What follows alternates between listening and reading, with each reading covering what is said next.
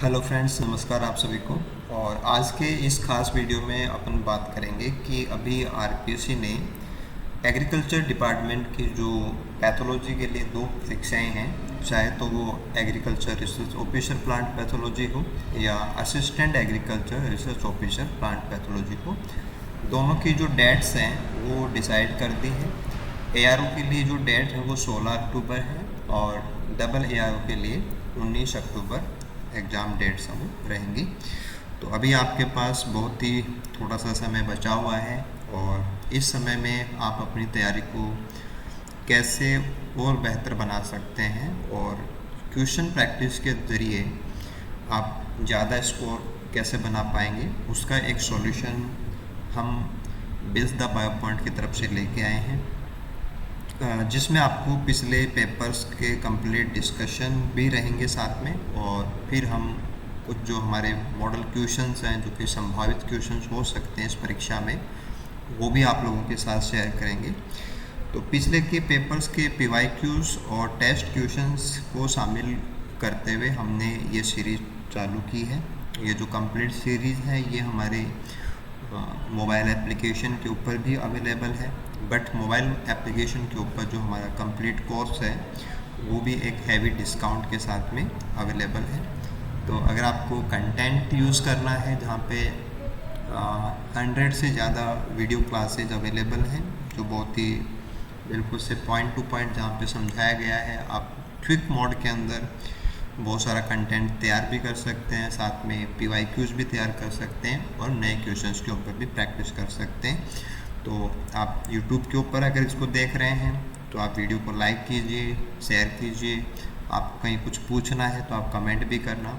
अगर आपको एक कंप्लीट डेडिकेट कोर्स चाहिए जिसमें आपका स्टडी मटेरियल भी हो, जिसमें आप क्विकली लर्न कर सकें, साथ में क्वेश्चन प्रैक्टिस को इम्प्रूव कर सकें, तो आप हमारे मोबाइल एप्लीकेशन पे जाके भी इसको यूज़ कर सकते हैं। और आज के इस वीडियो में हमने 2018 का जो पेपर रहा है आरपीएससी का डबल एआरओ के लिए प्लांट पैथो का, उसके क्वेश्चंस को हम यहाँ स्टार्ट कर रहे हैं। आपके साथ डिस्कशन रहेगा, 1 बाय 1 करके हम क्वेश्चंस को समझेंगे और कोशिश करेंगे कि जो ऑप्शंस हैं उनको भी आप लोगों के साथ शेयर किया जाए ताकि आपका ओवरऑल नॉलेज है वो काफ़ी अच्छा रहे।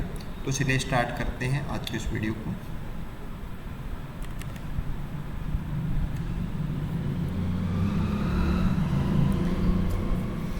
ओके, यहाँ पे हम देख रहे हैं कि हाइपरप्लेशिया का मतलब क्या है। देखो, हाइपरप्लेशिया और हाइपरट्रोफिज्म, हाइपरट्रोफी दो शब्द होते हैं, हाइपरप्लेशिया और दूसरा होता है हाइपरट्रोफी। जैसा कि मैंने आपको क्लास में भी समझाया है, हाइपरट्रोफी में आप टी को होल्ड कर लीजिए, टी से आप समझिए, और टी को जैसे आप समझते हैं टमी, कि अगर कोई मोटा हो जाता है तो उधर से आपको लेना है हाइपरट्रोफी, यानी कि वॉल्यूम में एनलार्जमेंट जो होता है ना, वॉल्यूम जो इंक्रीज होता है उसके लिए अपन यूज़ करेंगे हाइपरट्रोफी।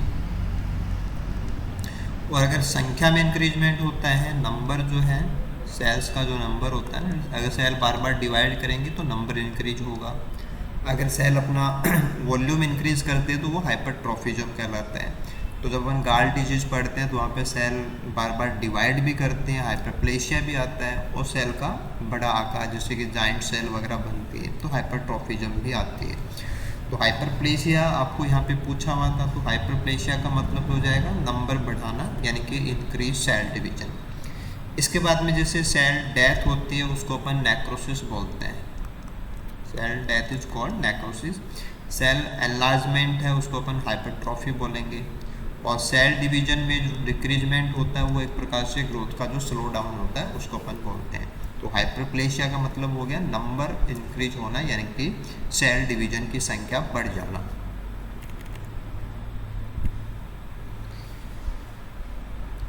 दिस इज कि डिक्टियोस्पोर्स जो होते हैं उनके बारे में क्वेश्चन था कि डिक्टियोस्पोर इज ए स्पोर हैविंग।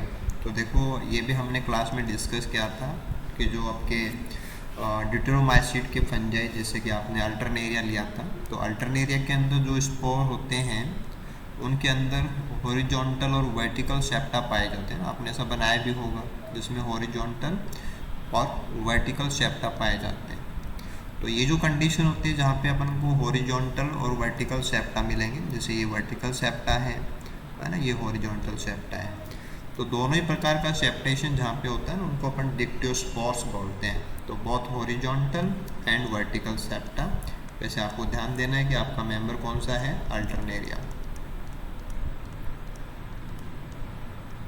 जिसमें आपने ये बिल्कुल से पढ़े भी होंगे, आपने डिजीज तैयार किए तो आप इसको जानते भी होंगे, बट बाई नेम डिक्टियोस्पोर्स है। वैसे एक क्वेश्चन इनकी सेप का भी होता है कि ये जो सेप होती है उसको अपन बोलते हैं म्यूरिफॉर्म कॉनिडिया। जब इसमें सेप्टा बन गए हैं तो ये मल्टी सेलुलर भी हो गया, इसमें एक सेल है ये, तो मल्टी सेलुलर है, हॉरिजॉन्टल वर्टिकल सेप्टा है, म्यूरिफॉर्म कंडीशन है ना, डार्क ब्राउन कलर के अल्टरनेरिया के अंदर अपन कॉनिडिया पढ़ते हैं, जो कि डिक्टियोस्पोर का एग्जाम्पल है। अगला क्वेश्चन था दिस वन कि which one of the following fungi form anastomosis group. देखो एनास्टोमोसिस जो होता है उसको अपन हिंदी में शाखा मिलन बोलते हैं, यानी कि दो डिफरेंट जो स्ट्रैंड के हाइफे होते हैं वो जब आपस में फ्यूज होते हैं तो उसको अपन एनास्टोमोसिस कहते हैं। वैसे क्या होता है कि एनास्टोमोसिस एक ऐसा कंडीशन है जहाँ पे सेक्सुअल रिप्रोडक्शन है वो हाईली एलिमिनेट हो जाता है, यानी कि जो गैमेटेंजिया बनते हैं वो सब नहीं बनते हैं। गैमेटेंजिया से जो गैमेट्स के फ्यूज होने से जो प्रॉफिट मिलता है वो प्रॉफिट एक्चुअल में अलग अलग माइसीलिया के ब्रांचिंग के फ्यूज होने से हो जाते हैं, कि गैमेट्स का, गैमेटेंजिया का ये सारा रोल वहाँ पे केवल हाइफा निभा रहा होता है, उसको अपन एनास्टोमोसिस बोलते हैं। तो बेसिकली बात की जाए तो जो हायर फंजाई हैं जिसमें कि बेसिडियोमाइसीट्स आते हैं उनके अंदर ये एडवांस कंडीशन पाई जाती है। तो जो अपना एग्जांपल है वो यहाँ पे बेसिडियोमाइसीट के अकॉर्डिंग होगा, तो जो फंगस का नाम यहाँ पे दिया हुआ है राइजोक्टोनिया, तो ये इसका एग्जांपल है जो कि बेसिडियोमाइसीट का फंगस है और ये डैम्पिंग ऑफ डिजीज कोज करता है। देखो डैम्पिंग ऑफ डिजीज है वो पाइथियम भी कोज करता है, लेकिन पाइथियम है वो ओमाइसीट का मेंबर है ना। तो ये बेसिडियोमाइसीट का करैक्टर होता है कि वहाँ पे सेक्सुअल रिप्रोडक्शन है वो गैमेट्स की बजाय जो ओनली हाइफे होते हैं उनसे भी होता है, वो एक बहुत ही एडवांस कंडीशन मानी जाती है। अगर आप स्क्लेरोटिना की बात करेंगे तो ये एस्कोमाइसीट का फंगस है ना, और ये वाइट मोल्ड डिजीज कोज करता है, वाइट मोल्ड डिजीज कोज करते हैं। ऐसे फ्यूजेरियम को आपने बिल्कुल पढ़ा है, आप जानते हैं कि जो वेस्कुलर विल्ट डिजीज होती है उसको कोज करते हैं, ड्यूटेरोमाइसीट का फंगस है ना।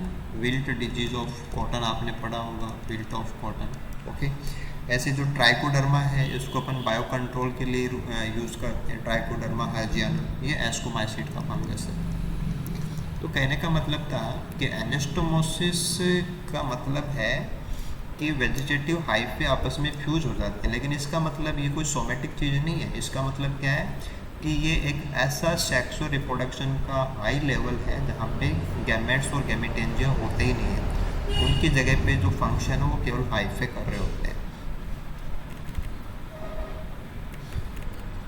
यहाँ पे पूछा गया था कि which nutrient is supplied by mycorrhiza to the host plant, क्योंकि जो मेनली ट्रीज होते हैं उन ट्रीज की जो जड़ें हैं वो फंगस के साथ में एसोसिएशन बनाती हैं, इसको अपन माइकोराइजा बोलते हैं। माइकोराइजा जैसे जो होस्ट प्लांट होता है वहाँ फंगस प्लांट को दो चीज़ें प्रोवाइड कराता है, एक तो फॉस्फोरस होता है, एक नाइट्रोजन होता है ना, ये दोनों ही चीज़ें प्रोवाइड होती है। लेकिन मेनली जो होता है ना, तो मेन जो मिनरल सप्लाई होता है वो फॉस्फोरस होता है, तो मेन तो फॉस्फोरस ही होगा, यानी कि माइकोराइजा की फॉर्मेशन है वो सॉइल में फॉस्फोरस की कमी से इंड्यूस होती है, और फॉस्फोरस की सप्लाई पौधे को ज़्यादा अच्छे से हो इसके लिए फंगस है वो हेल्प करता है। But in certain cases nitrogen की सप्लाई है वो भी होती है। बट क्वेश्चन के ऑप्शन की वाइज बात करें तो आपको यहाँ चार ऑप्शन वाइज जो बिल्कुल कॉमन चीज़ है वही बतानी थी, तो फॉस्फोरस ही होगा आंसर।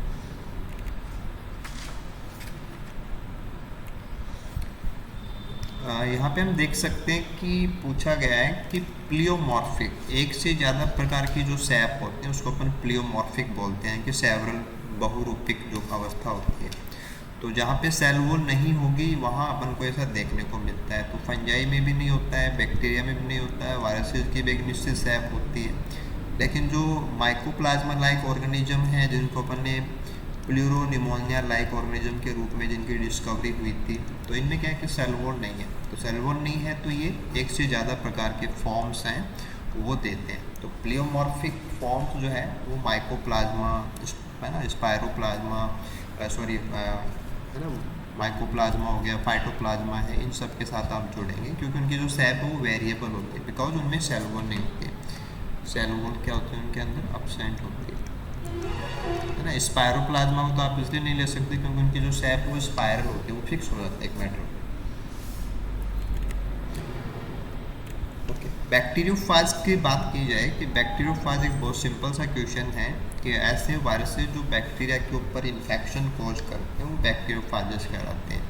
तो a virus that infect bacterial cell उसको अपन बैक्टीरियोफाज बोलते हैं।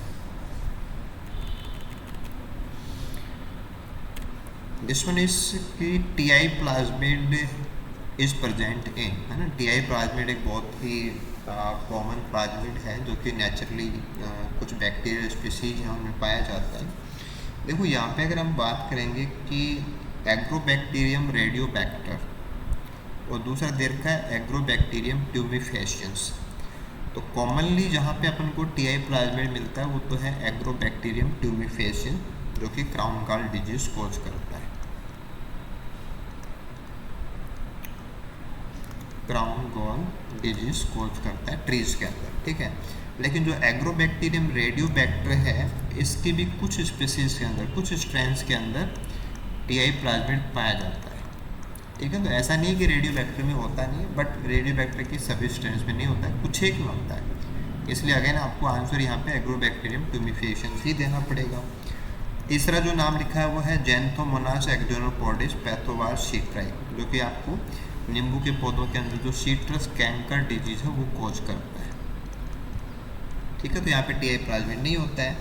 ऐसे जो स्यूडोमोनास सोलेनेशियरम बैक्टीरिया है ये बैक्टीरियल विल्ट डिजीज कॉज करता है, बैक्टीरियल विल्ट डिजीज। जैसे फ्यूजेरियम है वो फंगल है, फंगल पैथोजन है, और स्यूडोमोनास सोलेनेशियरम है ये जो सोलेनेसी के पौधे हैं उनके अंदर बैक्टीरियल विल्ट डिजीज कॉज करता है।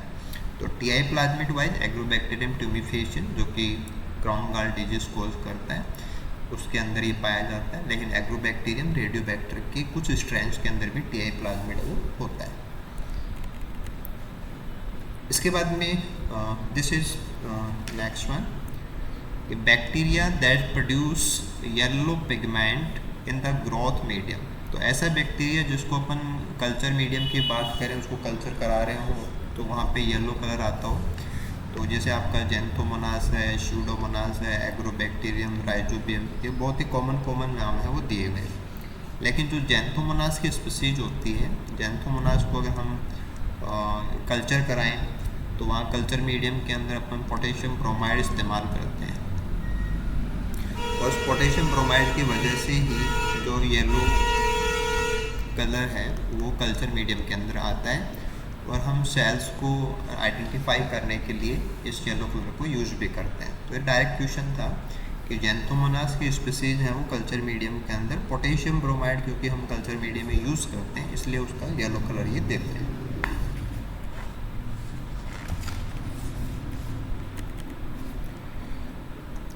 दिस वन की an example of plant disease that is caused by gram positive bacteria. तो काफ़ी अच्छा क्वेश्चन है, आपको बताना है कि ग्राम पॉजिटिव बैक्टीरिया कौन सा है। जैसे कि नंबर 1 ऑप्शन है ब्लैक रॉट ऑफ क्रूसीफर। तो जो क्रूसीफर पौधे हैं उनमें ब्लैक रॉटिंग होती है, तो ये जेंथोमोनास कंपेस्ट्रिस से होता है, जेंथोमोनास कंपेस्ट्रिस बैक्टीरिया जो है उससे होता है। लेकिन ये बैक्टीरिया है वो ग्राम नेगेटिव होता है। पीच लीफ कर्ल डिजीज जो है वो टैफ्रीना से होती है, और टैफ्रीना डिफॉर्मेंस है ना, फंगस का पूरा नाम है टैफ्रीना डिफॉर्मेंस। ये फंजाई है, एस्कोमाइसीट का फंगस है। और ब्राउन रॉट ऑफ पोटैटो जो है ये राल्स्टोनिया सोलनेशियरम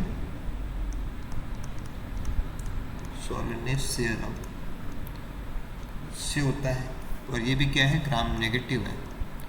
और स्टेम कैंकर या फ्रूट कैंकर इन टोमेटो जो डिजीज़ है ये क्लेबीबैक्टर से होती है, क्लेबीबैक्टर मिचिगेनेंसिस।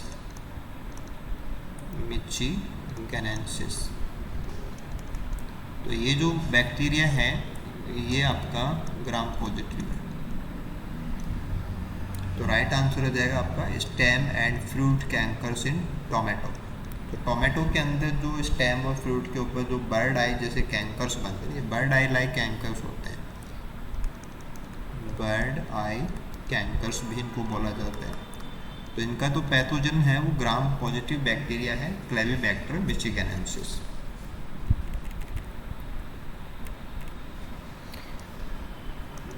A bacteria which have flagella all over the cell is characterized in, तो जिसकी पूरी सतह के ऊपर फ्लैजिला होते हैं उसको अपन पेरिट्राइकस बोलते हैं। तो आंसर तो होगा आपका पेरिट्राइकस। एम्पी का मतलब होता है जैसे दोनों किनारे हैं, दोनों किनारों के ऊपर फ्लैजिला होते हैं वो एम्पी होते हैं। ए ट्राइकस जिसमें फ्लैजिला एब्सेंट होते हैं, और लोफोट्राइकस का मतलब होता है किसी एक किनारे के ऊपर गुच्छे में होते हैं, दिस इज लोफोट्राइकस। तो ऑल ओवर सरफेस है, पूरी बाउंड्री है, तो आंसर है पेरिट्राइकस।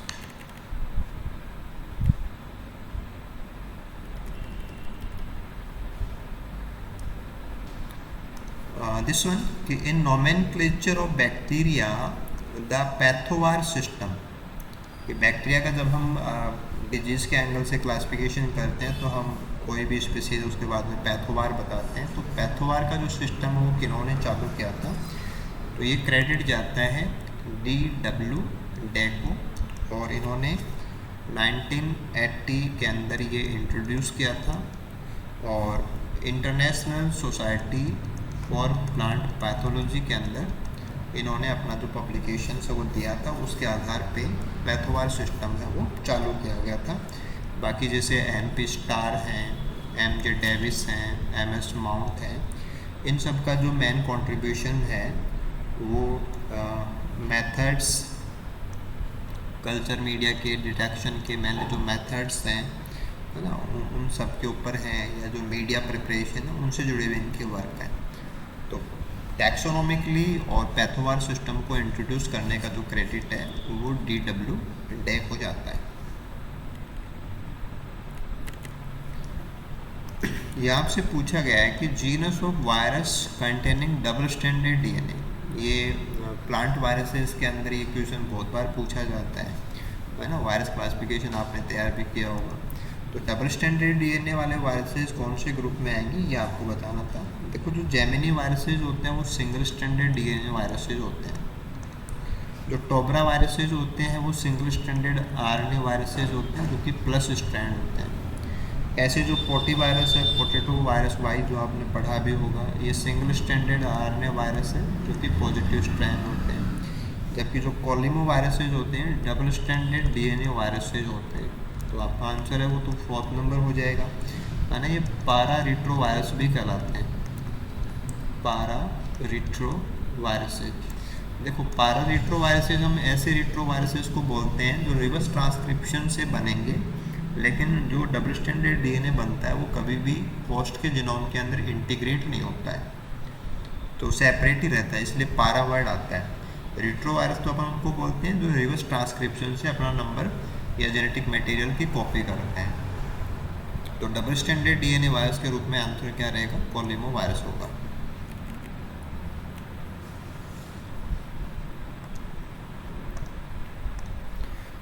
यहाँ पे अपन को देखना है कि WM Stanley got Nobel prize for. तो वैसे क्या है कि जो टोबैको मोज़ेक वायरस है उसके रिगार्डिंग ये बहुत बड़ा कंट्रीब्यूशन था स्टैनले का, जिनके लिए इनको नोबेल प्राइज़ भी मिला था।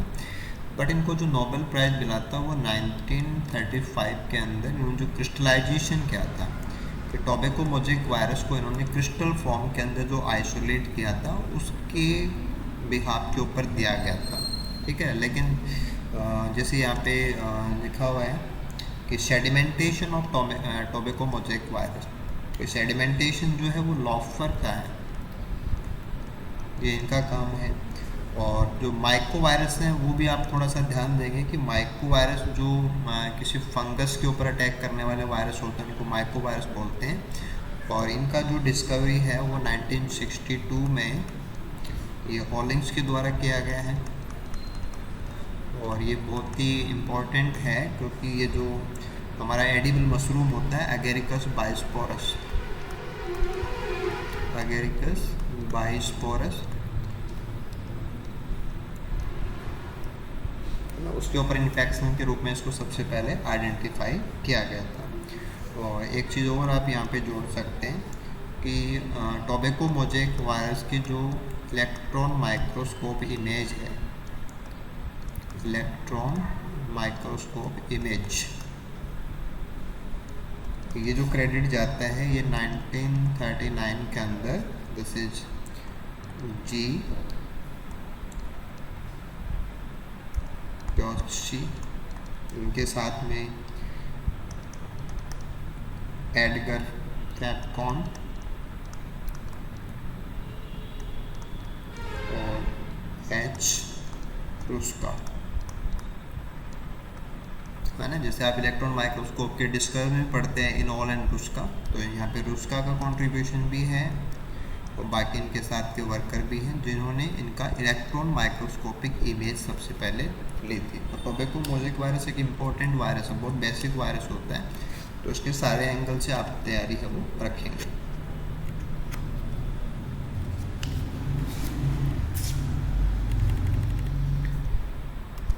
दिस इज कोकोनट कडेंग डिजीज जो होते हैं कि जो कोकोनट के पेड़ होते हैं वो ऊपर से उनका पूरा फोलिएज है वो गिर जाता है और बिल्कुल ठूंठ की तरह वो रहेंगे और बाद में वो गिर जाते हैं, तो उसको अपन कडेंग डिजीज बोलते हैं, जो फिलीपींस के अंदर सबसे पहले नोटिस की गई थी।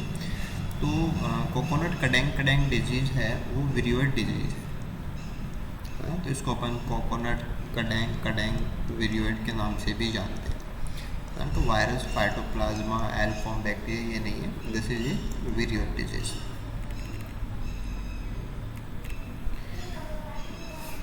यहाँ तक कि infectious protein particles are called, कि ऐसे प्रोटीन पार्टिकल जो इन्फेक्शन कोज करते हैं, तो जैसे वायरस, विरियोइड्स, फेजेज, इन सब में तो क्या होता है कि प्रोटीन और डीएनए होता है, आरएनए होता है, बट प्रियॉन्स इन्फेक्टियस प्रोटीन्स हैं, ये प्योरली जो प्रोटीन्स हैं वो होते हैं, प्रोटीन्स के अलावा इनके अंदर और कुछ नहीं होता है, 100% प्रोटीन्स होती है। और वैसे देखा जाए तो प्रोटीन के कुछ कन्फर्मेशंस हैं जो दूसरी प्रोटीन्स के कन्फर्मेशंस को चेंज कर देते हैं, और जो स्क्रैपी डिजीज वगैरह हैं उनके अंदर इनकी डिस्कवरी हुई है। तो प्रियॉन्स है ना इन्फेक्टियस प्रोटीन पार्टिकल्स के रूप में जाने जाते हैं।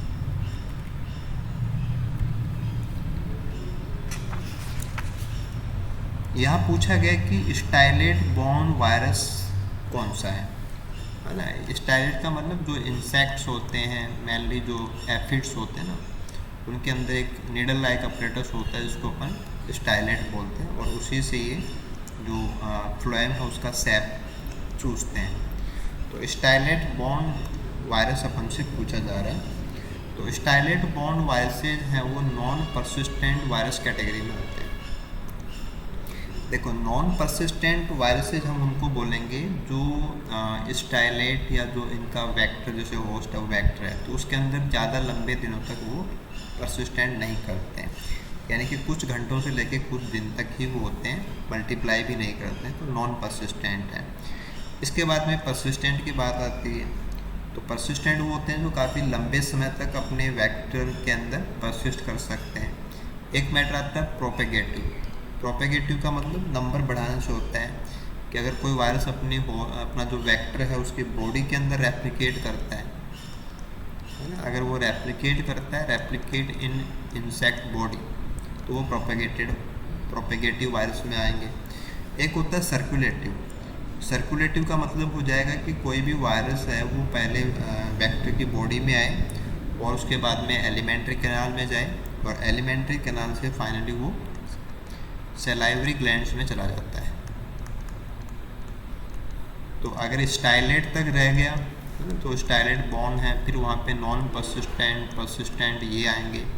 अगर वो रेप्लिकेट करता है तो प्रोपेगेटिव है। अगर वो एलिमेंट्री कैनाल से बाद में सलाइवरी ग्लैंड तक जाए और फिर अगली बार इंसेक्ट कहीं जा कर के फीडिंग करता है तो सलाइवा के साथ में उनको ट्रांसमिट करता है, तो वो सर्कुलेटिव होते हैं। तो स्टाइलेट बॉर्न वायरसेस जो होते हैं वो नॉन परसिस्टेंट होते हैं, है ना, वो लंबे समय तक एग्जिस्ट नहीं करते। तो स्टाइलेट बॉर्न वायरस के लिए आप नॉन परसिस्टेंट तैयार करेंगे। एक एग्जांपल भी आप यहाँ पे ले सकते हैं, जैसे कि आपने सिलेबस में पढ़ा है potato virus Y. Potato virus Y जो है वो इसी कैटेगरी का वायरस, यानी कि वो non persistent stylet borne virus की कैटेगरी में आता है।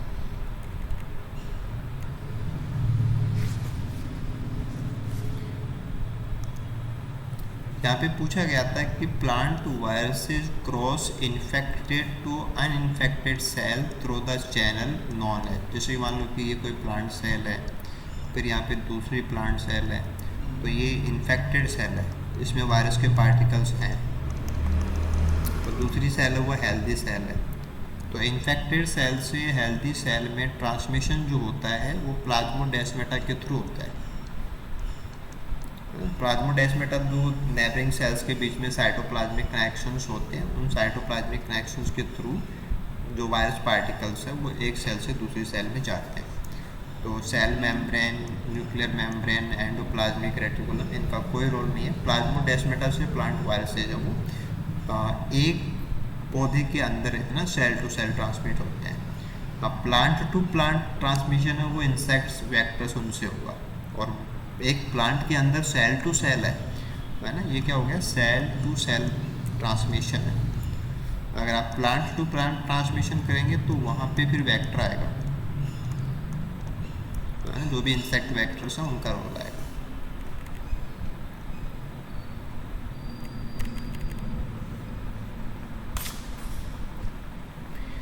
यहाँ पूछा गया था कि राइस टुंग्रो वायरस है ना, उसके अंदर has 2 types of virus particles. तो जो राइस टुंग्रो वायरस होता है उसके अंदर जो वायरस पार्टिकल है उसके 2 शेप होते हैं। वो कौन कौन से होते हैं, एक तो बैसिलस फॉर्म होती है रोड लाइक, और एक स्पेरिकल फॉर्म होती है। तो rice टुंग्रो bacillus virus and rice टुंग्रो spherical virus, इनको RTBV एंड RTS भी बोला जाता है।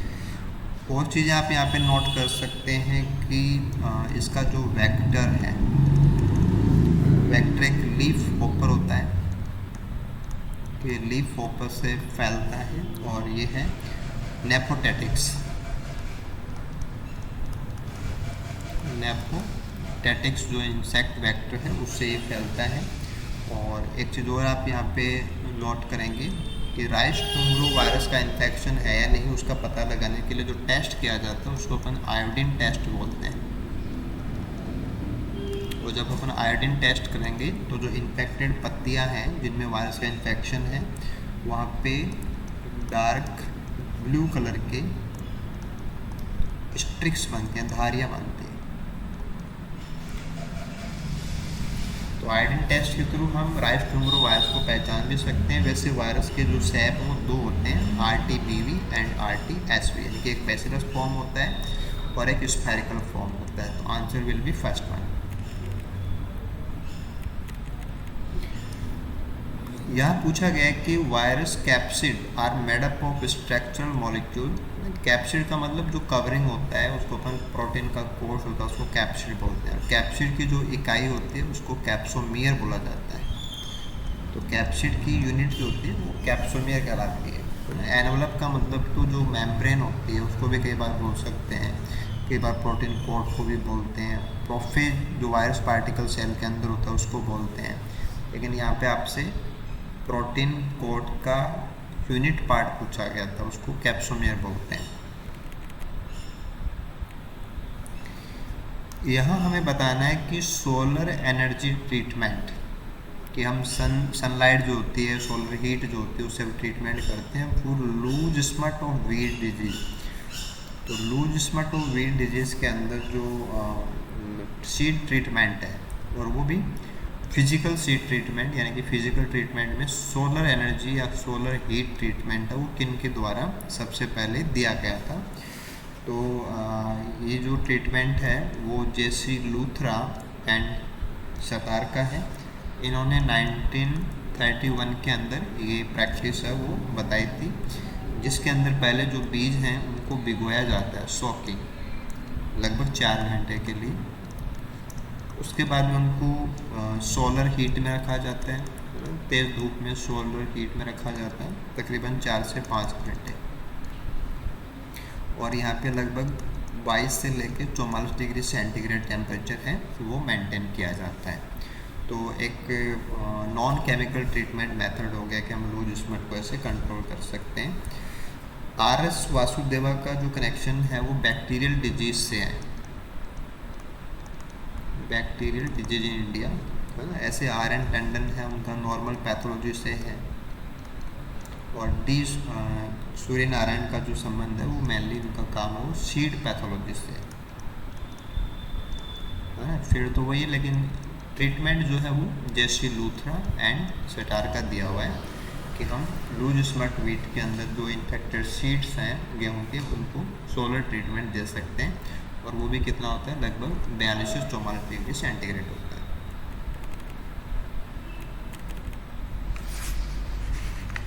यहाँ पर से पूछा गया है कि which one of the following fungicides in non systematic. Non systematic का मतलब होता है जो पूरी बॉडी के अंदर सिस्टेमेटिकली स्प्रेड नहीं करते, बिहेव नहीं करते, उनका असर है वो, है ना, नॉन सिस्टेमेटिक रह जाता है। तो यहाँ पे जो ऑप्शन है उनकी बात करें, जो मैनकोजेब है, मैनकोजेब नॉन सिस्टेमेटिक कैटेगरी में आता है, जबकि कैप्टेन, थीरम, कार्बेंडाजिम, ये सब सिस्टेमेटिक और ब्रॉड स्पेक्ट्रम में आते हैं।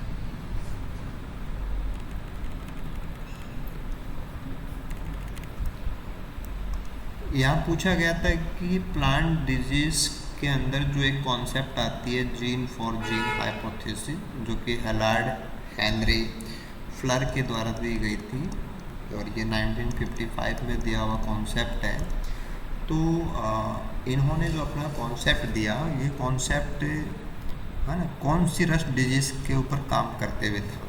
तो एक्चुअल में इनका जो डिस्कवरी है वो अलसी के पौधों में जो रस्ट होते हैं, स्टेम रस्ट और लीफ रस्ट इन, है ना, फ्लैक्स प्लांट, मेलम्पसोरा लिनी, तो इसका नाम क्या है, मेलम्पसोरा लिनी, तो वहाँ से जुड़ा हुआ है। तो answer will be flax rust, यानी कि जो आपके अलसी के पौधे होते हैं उनके तने और पत्तियों के ऊपर जो रस्ट के सिम्टम्स बनते हैं ना, उनके स्टडी के दौरान इनका मेन काम था, और वहाँ से इन्होंने जीन फॉर जीन हाइपोथेसिस है वो दिया था। तो आज की इस छोटी सी वीडियो में आप लोगों ने 2018 की पेपर से कुछ क्वेश्चंस हैं उनका डिस्कशन देखा। आई होप आपके जो डाउट्स हैं वो भी क्लियर हुए होंगे, आपको कुछ नई चीज़ें हैं वो भी इससे मिली होंगी।